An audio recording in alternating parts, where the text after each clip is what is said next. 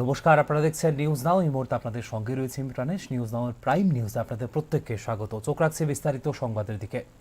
ত্রিপুরায় ফের বাড়ল সিএনজি ও পিএনজি গ্যাসের দাম। মাত্র 20 দিনের ব্যবধানে দ্বিতীয়বার এই মূল্যবৃদ্ধির ঘোষণা করল টিএনজিসিএল, যা নিয়ে সাধারণ মানুষের মধ্যে বাড়ছে উদ্বেগ। সংস্থার পক্ষ থেকে জানানো হয়েছে, প্রাকৃতিক গ্যাসের মূল্যের ঊর্ধ্বগতির কারণে নেওয়া হয়েছে এই সিদ্ধান্ত। নতুন নির্ধারিত দামে পশ্চিম ত্রিপুরা জেলায় সিএনজির মূল্য বেড়ে হয়েছে প্রতি কেজি 85 টাকা 15 পয়সা, যা আগে ছিল 82 টাকা। গোমতী জেলায় সিএনজির নতুন দাম দাঁড়িয়েছে 89 টাকা 95 পয়সা, যা আগে ছিল 86 টাকা 80 পয়সা। এই সংশোধিত দাম কার্যকর হবে 2রা এপ্রিল থেকে। অন্যদিকে পিএনজি গ্যাসের দাম গড়ে প্রায় 2 টাকা পর্যন্ত বৃদ্ধি পেয়েছে এবং তা কার্যকর হয়েছে 1 এপ্রিল অর্থাৎ বুধবার থেকে।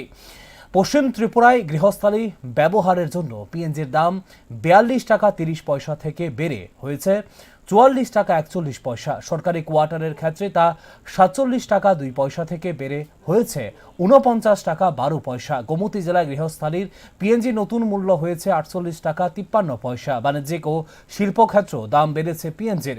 পশ্চিম ত্রিপুরা এই খাতে মূল্য বেড়ে হয়েছে 56 টাকা 23 পয়সা এবং গোমতী জেলায় হয়েছে 53 টাকা 57 পয়সা। পাশাপাশি বজ্রনগর আইজিসি এলাকায় পিএনজির দাম বেড়ে দাঁড়িয়েছে 42 টাকা 90 পয়সা। ক্রমাগত গ্যাসের মূল্যবৃদ্ধির ফলে পরিবহন ব্যয় বৃদ্ধি পাওয়ার আশঙ্কা তৈরি হয়েছে, যার প্রভাব পড়তে পারে বাজার দরেও। বিশেষজ্ঞদের মতে এর ফলে সাধারণ মানুষের দৈনন্দিন খরচ আরও বাড়তে পারে এবং সামগ্রিকভাবে রয়েছে মূল্যস্ফীতির চাপ বাড়ার সম্ভাবনাও।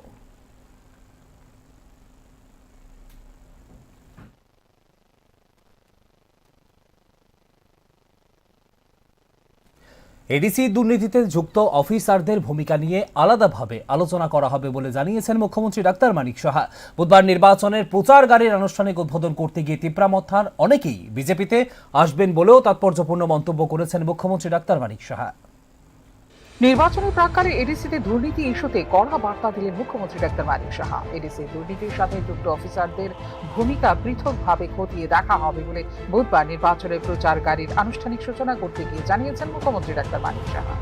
রাজনৈতিক বিশ্লেষকদের মতে নির্বাচনের আগেই বক্তব্য কেবল প্রশাসনিক পদক্ষেপের ইঙ্গিত নয়, বরং বহন করছে একটি সুস্পষ্ট রাজনৈতিক বার্তাও। ভোটের আগে স্বচ্ছতা ও জবাবদিহিতার ইমেজ তুলে ধরতে চাইছে বিজেপি, যাতে জনজাতি অধ্যুষিত এলাকায় তাদের গ্রহণযোগ্যতা আরো বাড়ে। বিশেষ করে এডিসি অঞ্চল দীর্ঘদিন ধরে উন্নয়ন ও প্রশাসনিক কার্যক্রম নিয়ে নানা অভিযোগের কেন্দ্রবিন্দুতে ছিল। সেই প্রেক্ষাপটে দুর্নীতির বিরুদ্ধে যথেষ্ট গুরুত্বপূর্ণ মুখ্যমন্ত্রীর এই ধরনের হুঁশিয়ারি। সাধারণ জনজাতিরা গোটা বিষয়টি এখন বুঝতে পেরেছে, যার প্রতিবিম্ব ভোটের ফলাফলে দেখা যাবে বলে জানিয়েছেন মুখ্যমন্ত্রী ডাক্তার মানিক সাহা। সেখানে আমরা করাপশন এক্সট্রিম আমরা দেখেছি এবং এটা বুঝতে হবে। এখানে অনেককে দেখা গেছে অফিসারদেরকেও দাঁড় করিয়েছে, যে সেই অফিসারের কি রোল ছিল সেটাও কিন্তু আমরা বের করবো আগামী দিন। তো এগুলো আছে, আমরা আস্তে আস্তে করে সবকটাই কিন্তু আমরা দেখবো এগুলো এবং মানুষের কাছে আমরা তুলে ধরবো বিষয়গুলো। আর আবার আমি আপনাদের মাধ্যমে বলছি যে আমরা যেভাবে গায়ের জোর ব্যবহার করে এবং একটা সাম্প্রদায়িক সুরসুরি দিয়ে রাজনীতি, সেটার শেষ হওয়ার পথে এখন এইভাবে চলবে না। সব ভারতবর্ষের সব জায়গার মধ্যেই আমরা ভারতীয় জনতা পার্টি এখন সরকার গঠন করছে। আর এটা তো একটা এডিসি এলাকা, সেখানে আপনারা দেখবেন রেজাল্ট বেরোবে, তখন বুঝতে পারবেন যে ভারতীয় জনতা পার্টির যে অবস্থান। ভাওতাবাজিতে বেশি দিন রাজনীতি চলে না। তিপ্রামথা অনেকেই ভারতীয় জনতা পার্টিতে আসছেন এবং আগামী দিনে আসবেন বলেও তাৎপর্যপূর্ণ মন্তব্য করেন মুখ্যমন্ত্রী ডাক্তার মানিক সাহা। রেজাল্ট তো আমরা আপনারা আগেই জানেন যে নির্বাচনী সারা তো আমরা সমস্ত ত্রিপুরাতেই ভালো পাচ্ছি এবং বিভিন্ন পার্টির থেকে বিশেষ করে সরকার সাথে যারা জড়িত প্রচুর যারা নেতা নেতৃবৃন্দ আছেন তারা আমাদের ভারতীয় জনতা পার্টিতে এসে জয়েন করছেন, আরও আসছেন, আরও ইচ্ছা প্রকাশ করছেন। বুঝতে পারছেন যে যেভাবে এতদিন ধরে জনজাতি অধ্যুষিত এলাকায় যেভাবে কমিউনিস্টরা শাসন করেছে, এর আগেও অনেক ধরনের ছোট ছোট পার্টি শাসন করেছে, কংগ্রেসও শাসন করেছে, তাদের দিয়ে অ্যাকচুয়ালি জনজাতি অধ্যুষিত এলাকায় কোনো রকমের সেখানে ডেভেলপমেন্ট হয়। কিন্তু মাননীয় প্রধানমন্ত্রীজি আসার পর আপনারা দেখেছেন যে জনজাতিদের যেভাবে উন্নয়নের দরকার সেই কাজটা উনি করছেন এবং উনার যে মার্গদর্শন সামনে রেখে আমরাও ত্রিপুরা সরকারও সেইভাবে কাজ করছি। মানুষ বুঝতে পারছে যে ভাওতা দিয়ে রাজনীতি চলবে, সত্যিকারের অর্থে কাজ করতে হবে। আমি বলছি না কাজ একদম 100% আমরা করে নিচ্ছি, কিন্তু আমাদের একটা প্রচেষ্টা ছিল এবং এখনও আছে এবং আমরা আগামী দিনও করব। এবং মানুষ সেটা বুঝতে পেরে যে ভারতীয় জনতা পার্টি ছাড়া আমাদের যে জনজাতি এলাকা আছে সেখানে উন্নয়ন হবে, উন্নয়নের নামে উন্নয়ন। এডিসিতে প্রশাসনিক ব্যর্থতা, উন্নয়নে বাধা এবং জবাবদিহিতার অভাবের বিষয়টি নিয়ে শাসক তীব্রামথার দিকে বরাবরই আঙ্গুল চলছে বিজেপি। বিশেষ করে এডিসিতে অর্থ ব্যয়ে স্বচ্ছতা এবং জবাবদিহিতার বিষয়টি নিয়ে সরাসরি মতা প্রশাসনের বিরুদ্ধে আঙ্গুল তুলেছেন স্বয়ং মুখ্যমন্ত্রী ডাক্তার মানিক সাহা। এবারের এডিসি নির্বাচনে যেখানে প্রশাসনিক স্বচ্ছতার অভাব এবং দুর্নীতির বিষয়টি যেখানে প্রজেক্ট করেছে ভারতীয় জনতা পার্টি, সেই ক্ষেত্রে এর সঙ্গে যুক্ত অফিসারদের ভূমিকার পর্যালোচনা এবং শাস্তির বিষয়টিতে মুখ্যমন্ত্রীর এই হুঁশিয়ারিতে এখন তটস্থ এডিসি প্রশাসনিক মহল। Bureau report, news now. ADC নির্বাচনের প্রস্তুতিতে গতি আনতে মধ্যপ্রদেশ থেকে ইভিএম আনছে রাজ্য নির্বাচন কমিশন। ৩,৫০০ ইভিএম অতিরিক্ত মেশিন মজুত রাখা, কমিশনিং প্রক্রিয়ায় জোর এবং পোস্টাল ব্যালটের সূচি ঘোষণা, সব মিলিয়ে সুষ্ঠু ও নিরবিচ্ছিন্ন ভোট গ্রহণ নিশ্চিত করতে চলছে জোরদার প্রস্তুতি। আসন্ন এডিসি নির্বাচনের জন্য প্রয়োজনীয় ইলেকট্রনিক ভোটিং মেশিন আনা হচ্ছে মধ্যপ্রদেশ থেকে। মধ্যপ্রদেশের রাজ্য নির্বাচন কমিশনের সহযোগিতায় সংগ্রহ করা হচ্ছে এই ইভিএম গুলো। নির্বাচনের জন্য যেখানে আনুমানিক 2100 থেকে 2200টি ইভিএম এর প্রয়োজন, সেখানে প্রায় ৩,৫০০ ইলেকট্রনিক ভোটিং মেশিন আনার নেওয়া হয়েছে সিদ্ধান্ত। অতিরিক্ত এই মেশিনগুলি সংরক্ষণে রাখার মূল উদ্দেশ্য হলো ভোট গ্রহণ চলাকালীন কোনো ইভিএম এর ত্রুটি দেখা দিলে দ্রুত বিকল্প ব্যবস্থা গ্রহণ করা, পাশাপাশি কোনো বুথে পুনরায় ভোট গ্রহণের প্রয়োজন হলে সেক্ষেত্রেও যেন কোনো ধরনের বিঘ্ন না ঘটে তা নিশ্চিত করতে রাখা হচ্ছে এই অতিরিক্ত মজুদ। ইভিএমগুলি রাজ্যে পৌঁছানোর পর নির্দিষ্ট নিয়ম মেনে কমিশনিং প্রক্রিয়ার মধ্য দিয়ে নেওয়া হবে সেগুলি। এই পর্যায়ে খুঁটিয়ে পরীক্ষা করা হবে প্রতিটি মেশিনের কার্যকারিতা, ব্যাটারির অবস্থা এবং অন্যান্য যান্ত্রিক দিক। সম্ভাব্য যে কোনো প্রযুক্তিগত ত্রুটি আগে চিহ্নিত করে তা সংশোধনের ব্যবস্থা নেওয়া হবে বলে জানিয়েছে কমিশন। বিশেষজ্ঞদের মতে ইভিএম ব্যবস্থাপনায় সবচেয়ে বড় চ্যালেঞ্জ হল প্রযুক্তিগত নির্ভরযোগ্যতা এবং মাঠ পর্যায়ে তাৎক্ষণিক সাড়া দেওয়ার সক্ষমতা। সেই জায়গায় ইভিএম কমিশন প্রক্রিয়ার মাধ্যমে মূলত প্রতিটি মেশিনের কার্যকারিতা, ব্যাটারি লাইফ এবং অন্যান্য যান্ত্রিক দিকের পূর্ণাঙ্গ পরীক্ষার উপর গুরুত্ব দিচ্ছে নির্বাচন কমিশন। এই ধাপটি যত বেশি কঠোর ও স্বচ্ছ হবে, ততই ভোট গ্রহণের সময় অনাকাঙ্ক্ষিত ত্রুটির সম্ভাবনা কমবে বলেও মনে করেন বিশেষজ্ঞরা।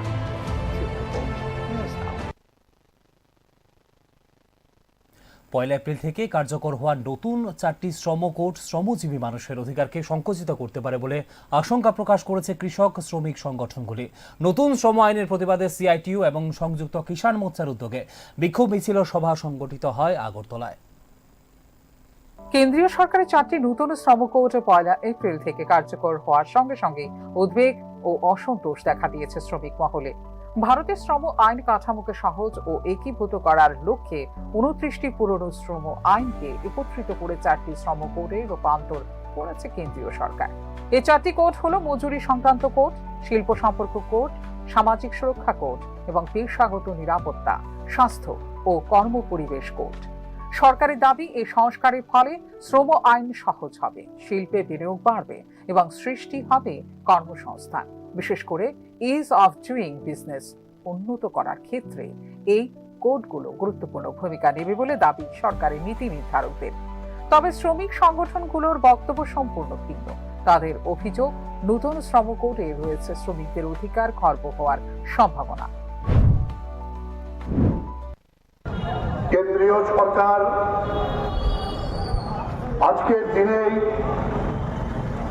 আমাদের দেশের শ্রমিকদের যে স্বার্থ এতদিন ছিল, যে 44টা শ্রম আইন ছিল, ধর্মঘট করার অধিকার, ইউনিয়ন করার অধিকার, প্রতিবাদ জানাবার অধিকার,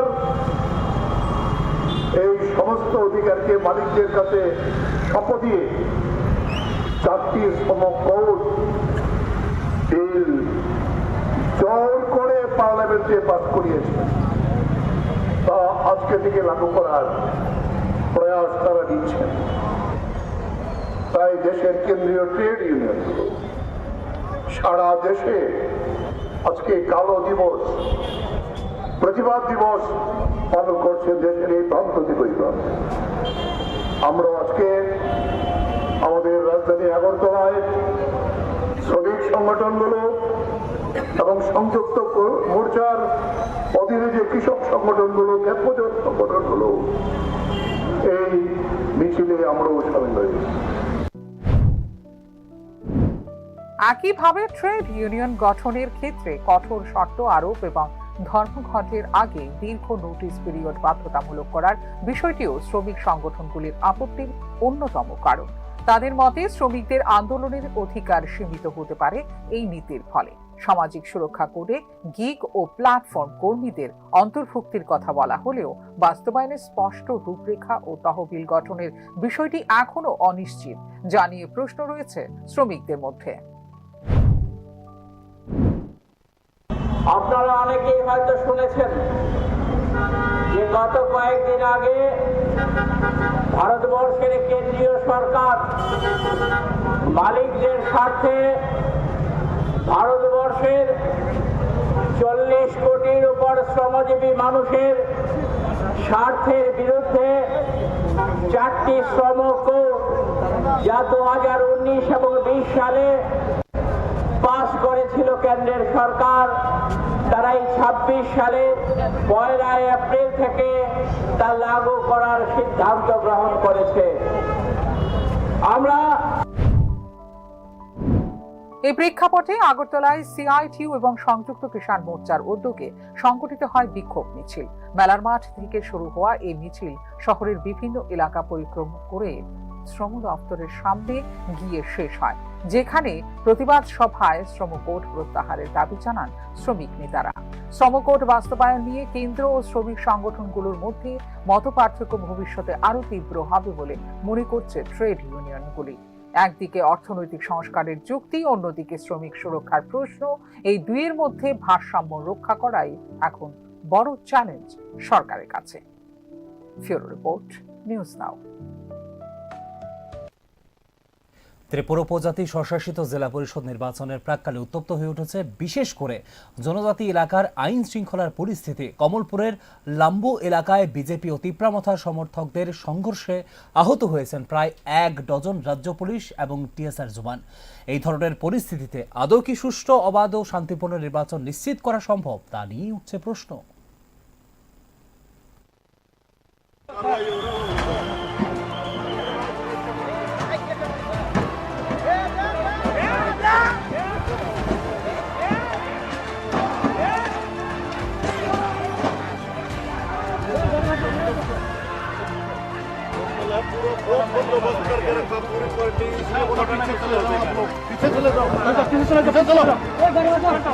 বুধবার কমলপুরের লাম্বু এলাকা রাজনৈতিক সংঘর্ষ ঘিরে সৃষ্টি হয় ব্যাপক উত্তেজনা। বিজেপি এবং তিপ্রামথা সমর্থকদের মধ্যে বচসা থেকে শুরু হয়ে দ্রুত তা পরিবর্তিত হয় সহিংস সংঘর্ষে। এক্ষেত্রে অভিযোগ, বিজেপি প্রার্থী অনন্ত দেববর্মার প্রচার গাড়ি লক্ষ্য করে ভাঙচুর চালায় তিপ্রামথার সমর্থকরা। পরিস্থিতি নিয়ন্ত্রণে আনতে ঘটনাস্থলে পৌঁছান পুলিশ ও টিএসআর বাহিনী। সংঘর্ষের খবর পেয়ে সেখানে পৌঁছানোর পরে নিরাপত্তা বাহিনীর ওপর অতর্কিত হামলা চালানো হয়। এতে অন্তত 15 জন পুলিশ ও টিএসআর কর্মী আহত হন বলে জানা গেছে প্রাথমিকভাবে। আহতদের উদ্ধার করে দ্রুত নিয়ে যাওয়া হয় কমলপুর মহকুমা হাসপাতালে।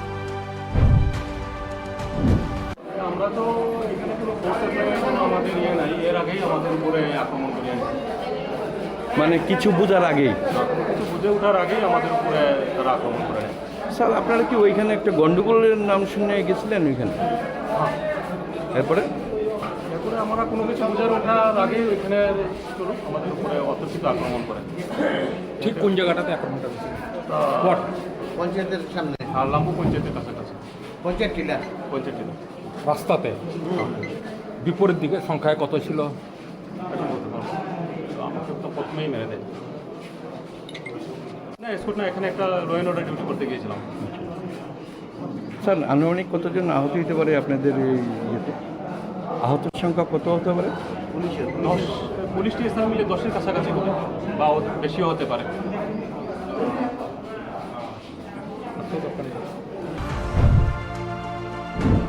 লাম্বো এলাকায় রাজনৈতিক সংঘর্ষ ঘিরে যে সহিংসতার চিত্র সামনে এসেছে তা নিছক বিচ্ছিন্ন ঘটনা হিসেবে দেখছেন না রাজনৈতিক পর্যবেক্ষকদের একাংশ। বিজেপি ও তীব্রামথা সমর্থকদের মধ্যে সংঘর্ষের জেরে রণক্ষেত্রে পরিণত হয় এলাকা, যেখানে পরিস্থিতি নিয়ন্ত্রণে আনতে গিয়ে আক্রান্ত হয় নিরাপত্তা বাহিনী। এই ঘটনার প্রেক্ষিতে বড় প্রশ্ন উঠছে আসন্ন টিটিএডিসি নির্বাচনকে ঘিরে। নির্বাচন মানে গণতান্ত্রিক অধিকার প্রয়োগের উৎসব, যেখানে ভোটারদের নিরাপত্তা ও স্বাধীনভাবে ভোট দেওয়ার পরিবেশ নিশ্চিত করা অত্যন্ত জরুরি। কিন্তু যখন নির্বাচনের আগেই রাজনৈতিক সংঘর্ষ এমন সহিংস রূপ নিচ্ছে এবং নিরাপত্তা বাহিনীও হামলার শিকার হচ্ছে, তখন স্বাভাবিকভাবে সুষ্ঠু নির্বাচনের সম্ভাবনা নিয়ে তৈরি হয়েছে সংশয়।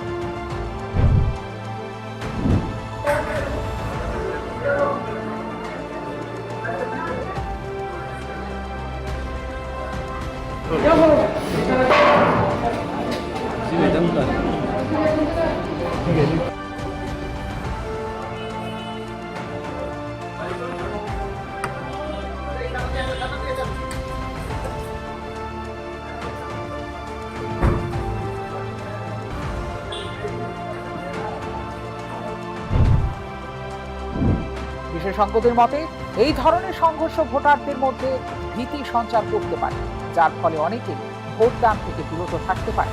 পাশাপাশি প্রশাসনের উপর চাপ বাড়ে আইন শৃঙ্খলা পরিস্থিতি স্বাভাবিক রাখতে। যদিও ইতিমধ্যে ঘটনাস্থলে অতিরিক্ত পুলিশ বাহিনী ও আধা সামরিক বাহিনী মোতায়েন করা হয়েছে, তবুও সুষ্ঠু ও শান্তিপূর্ণ এডিসি নির্বাচন নিয়ে বারবার উঠছে প্রশ্ন। সুষ্ঠু নির্বাচন নিশ্চিত করতে হলে শুধু নিরাপত্তা জোরদার করলেই চলবে না, প্রয়োজন রাজনৈতিক সদিচ্ছা, সংযোগ এবং সক্রিয় প্রশাসনিক তৎপরতা। সার্বিক পরিস্থিতিতে আসন্ন ত্রিপুরা উপজাতি সরকারকৃত জেলা পরিষদের নির্বাচনকে নিয়ে তাই যথেষ্ট উদ্বিগ্ন রাজনৈতিক পর্যবেক্ষক মহল। Bureau report, news now. বুধবার কংগ্রেস ভবনে এক গুরুত্বপূর্ণ সাংবাদিক সম্মেলনের আয়োজন করে ত্রিপুরা প্রদেশ কংগ্রেস কমিটি। সাংবাদিক সম্মেলনে উপস্থিত থাকবেন প্রদেশ কংগ্রেস কমিটির ইনচার্জ তথা রাজ্যসভার সদস্য কৃষ্ণভার তিলক সহ দলের শীর্ষ নেতৃত্ব। নামে স্বায়ত্তশাসিত হলো, বাস্তবে এডিসিতে প্রকৃত স্বায়ত্তশাসনের অভাব রয়েছে। পর্যাপ্ত অর্থ বরাদ্দ না থাকায় পরিষদের কার্যকারিতা ব্যাহত হচ্ছে বলে তিনি উল্লেখ করেন কৃষ্ণভার তিলক। এছাড়াও জনজাতি সম্প্রদায়ের সাম্প্রতিক উন্নয়নের প্রশ্নে জনজাতিদের আর্থসামাজিক ও সাংস্কৃতিক উন্নয়নের পাশাপাশি তাদের জমির অধিকার নিশ্চিত করার বিষয়েও জোরালোভাবে তুলে ধরেন প্রদেশ কংগ্রেস কমিটির in charge Krishnabhar Tilak.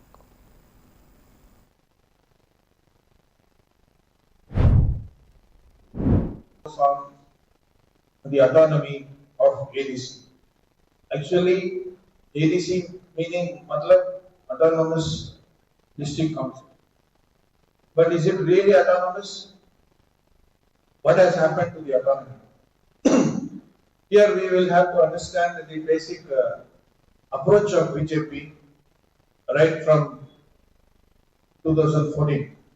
They have been trying to cripple, they have been trying to reduce the powers of the state government or reduce the funds to the state governments which are not in line with BJP. Similarly, they are all now working against the sixth schedule of the constitution, and ADC, which is basically meant for the tribal autonomy, is now in a big question. So Congress party and its allied parties will surely work for the ethnic tribal autonomy. That's the first focus. Second point will be on the culture and language. Almost 20 groups of tribals are there, and we will have to focus on the linguistic tribal groups for their development of the culture and language of these 20 groups. And the Kokboro language in Roman script is one of our most important points to focus on. And the third point which we will have to জাতীয় স্তরে এক উল্লেখযোগ্য স্বীকৃতি অর্জন করেছে ত্রিপুরার সিপাহীজলা জেলার পঞ্চায়েত ব্যবস্থাপনা। নানাজি দেশমুখ সর্বোত্তম পঞ্চায়েত সতত বিকাশ পুরস্কার 2025-এ দেশের 806টি জেলার মধ্যে প্রথম স্থান অধিকার করে সেরা হিসেবে নির্বাচিত হয়েছে সিপাহীজলা জেলা পঞ্চায়েত। এই সাফল্য স্থানীয় প্রশাসন ও গ্রামীণ উন্নয়নের ক্ষেত্রে একটি মাইল ফলক বলে জানিয়েছে সিপাহীজলা জেলার সভাধিপতি সুপ্রিয়া দাস দত্ত। পুরস্কারটি অর্জনের পেছনে মূল ভূমিকা রয়েছে পঞ্চায়েতের বহুমুখী উন্নয়নমূলক কাজের। মোট 9টি নির্দিষ্ট থিম, যার মধ্যে টেকসই উন্নয়ন, সামাজিক সুরক্ষা, পরিকাঠামো উন্নয়ন, স্বাস্থ্য ও শিক্ষা, এই সব ক্ষেত্রেই উল্লেখযোগ্য অগ্রগতি সাধন করেছে জেলা পঞ্চায়েত। এর ফলে সার্বিক কর্মদক্ষতার নিরিখে জাতীয় পর্যায়ে শীর্ষস্থান দখল সম্ভব হয়েছে বলে জানিয়েছেন তিনি। এই সম্মান সম্মিলিত প্রচেষ্টা ও মানুষের অংশগ্রহণের ফল, যা ভবিষ্যতে উন্নয়নের ধারাকে এগিয়ে নিয়ে যেতে উৎসাহ যোগাবে বলেও জানিয়েছেন সিপাহীজলা জেলার সভাধিপতি।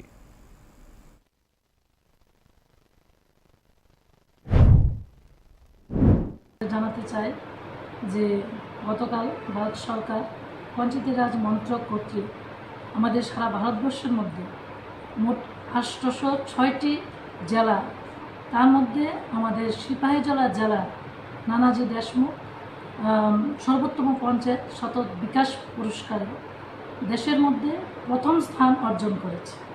তো এটা আমাদের জন্য বিশাল গর্বের এবং আনন্দের গোটা ত্রিপুরাবাসীর জন্য।